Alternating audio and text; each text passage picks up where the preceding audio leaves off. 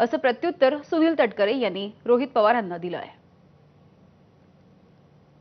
आज कदाचित आम्हाला बाहेरून वाटतं की दादा हे प्रमुख आहेत त्या पक्षांचे, पण असं दिसतंय की त्या पक्षामध्ये काही एका कोकणातल्या नेत्याने त्या पक्षाला हायजॅक केलेलं आहे।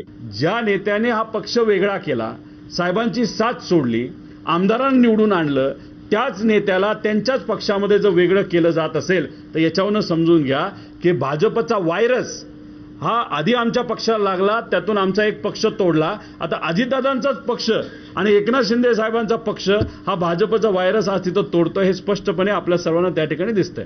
रोहित पवारांच्या बालिश वक्तव्याची मी फारशी दखल घेऊ शकत नाही। माझे मुख्य प्रवक्ते आनंद परस्पे यांनी त्यांना ट्विटवरती काल उत्तर दिलंय, आपलं स्वतःचं घर सांभाळ आणि मग दुसऱ्याकडे वाकून बघा, कशाला इतरांची काय ठेवाठेव करता।